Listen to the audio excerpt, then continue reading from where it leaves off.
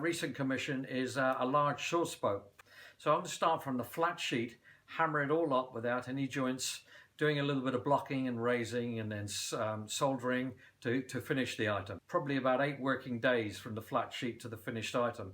It's quite a lot of work, and it's a difficult item to do because most of the stakes and that you see behind me, they're round. They're used for making things like coffee pots, teapots, goblets, and it's a lot easier to make something like that. With your working like making something oval, you can only work just freehand, so it's very, very difficult. It's just your eye and the hammer to do it. But anyway, I'm glad you're all enjoying my videos. Let's get on and show you how we make this. Now I'm just going to transfer the design onto the silver. Just go around it. You can use an actual metal scriber, but because there's going to be a lot of trimming with this, I'm just going to mark it out approximately with a biro. Cut that out now with a pair of snips like this here, starting at the bottom. Fairly thick to cut out, but as you can see, it's coming together fine. Now, using a blocking hammer, tool like this here, hammer the silver on the tree trunk and start to get the sides to come up.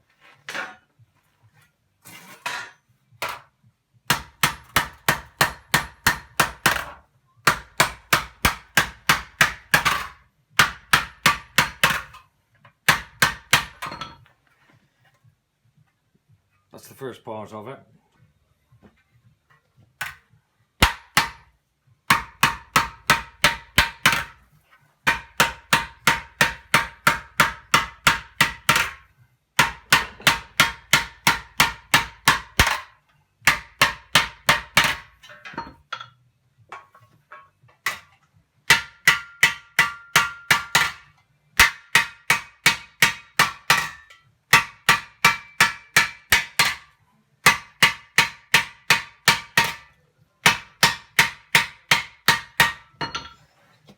Well, that's coming up pretty good now. So what I'm going to do is I'm going to go over and anneal it, and then after that I can, when it's softened, carry on doing a little bit more to raise the sides up slightly higher.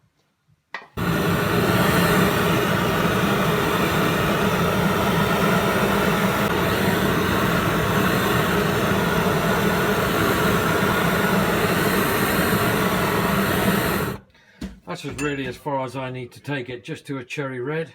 And then I'll pick that up with the tweezers, then into the cold water. That's then annealed that, then into the hot, just to take the flux off. I'm basically finished blocking now, so I've just started to raise the item in around here using a stake like this and a little raising hammer. I just want to draw the tops in to get the shape of the saw spoke, the large shape, and I'm just going to carry on closing this up a bit. So it's just a question of leverage like this, starting down here. You could probably just make out that first line.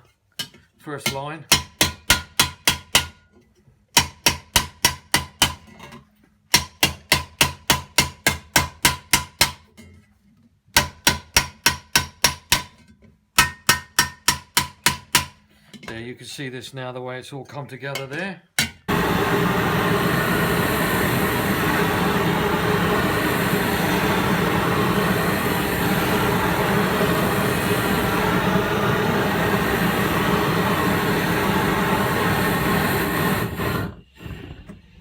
Right, let the worst of the heat come out of that.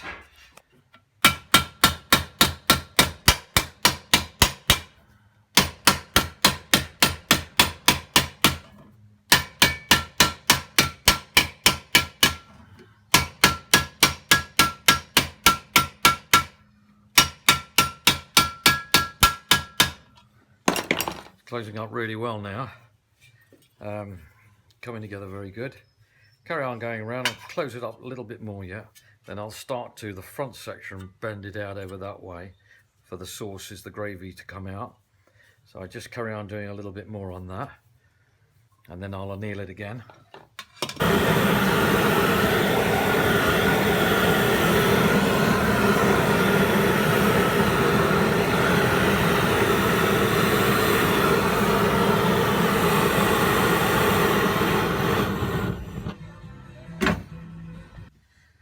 The basic shape is here now, the two sides coming up nice, But what I've got to do with the sword spoke, I've got to get this curl across the top. So I'm going to use a hammer like this. It's got a slightly rounded end. And this wooden piece here, this is an old baseball bat from many years ago that was cut down. So I'm going to put that in here and start to work by going in this groove here to hammer this down.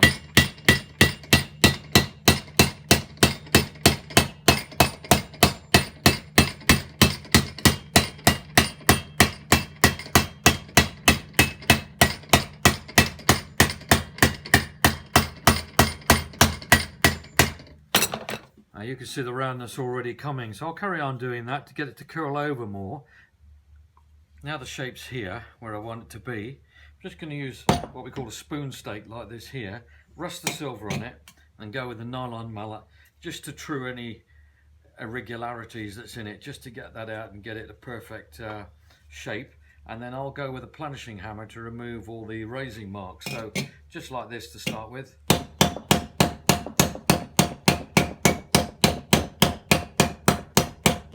I'm going to start to planish it using a hammer like this here, and it's just a series of very fine planishing marks that goes on the top, but it's very important to keep it bearing on here, otherwise the silver will go a little bit wavy.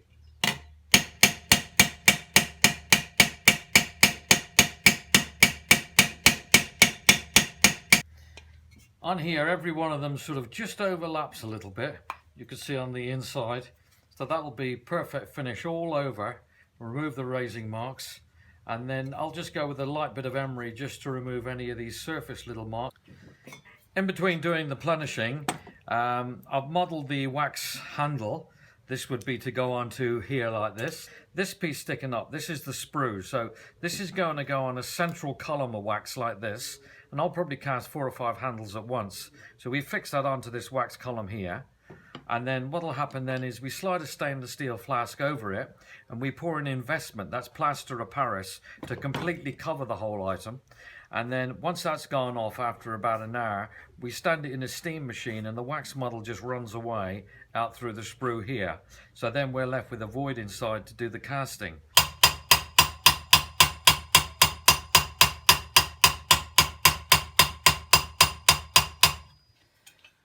Well, the planishing's nearly finished, all over. So I'll just carry on doing this little section here. And then I can then start to trim the edge, slightly wavy. And then I'll solder the handle on and the feet. And, well, that's it. It's been quite a difficult item to make because with round items, say like a christening cup, it's easier to make. You can keep turning it around a stake. But with something like this, being oval, it's a lot of extra work on a metal stake, just by eye, to try and get the whole thing accurate. Sometimes I leave these little marks in it that you can see, that the little hammer marks from planishing. But at the moment I've just drawn this out freehand and I'm cutting out these little wavy edges. This is what they call cut card work.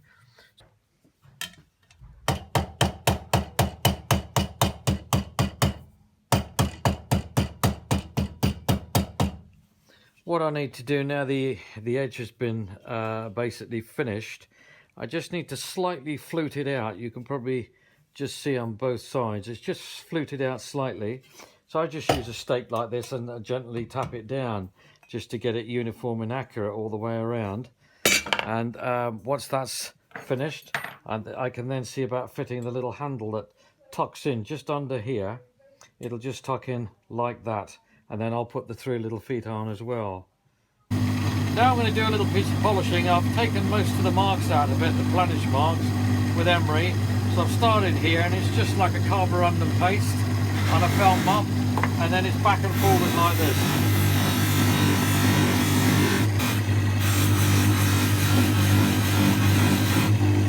I'll do the whole thing and then I'll do the soldering of the 3 feet and the handle. Just get the heat up gently. Yep.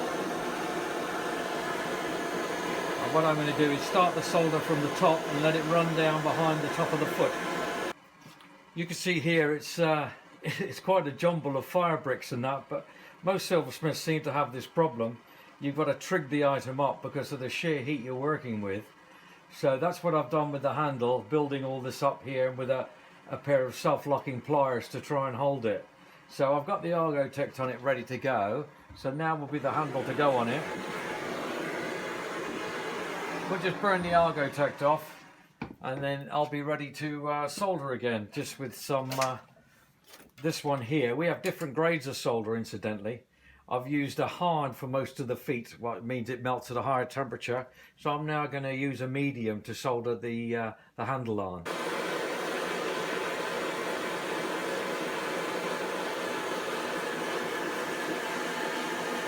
That's it, that's a nice neat joint there. Just check the other side's even. I'll now do the top section. If I was doing a bowl or something bigger, I would use a more powerful torch. It would go a lot quicker, but just want to be a bit careful with this.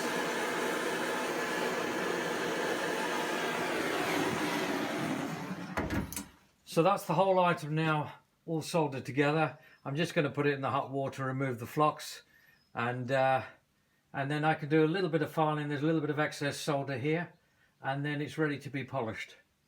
You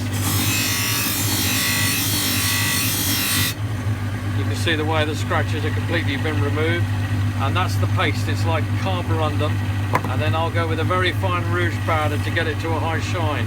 So I'm going to clean the outside and the inside, and then it's all finished. When you're doing something this particular shape, it's very difficult. You can only work on a single round stake to raise it up, but it's done the whole thing just completely by eye. So it's a difficult piece to produce, but it's about the 4th or 5th sauce boat I've made now. Anyway, I hope you've enjoyed watching me make it in the different stages. Come back from time to time. I'll have some more unusual pieces that I'm working on. Anyway, from Bruce Russell in Guernsey, thank you very much for watching. Bye for now.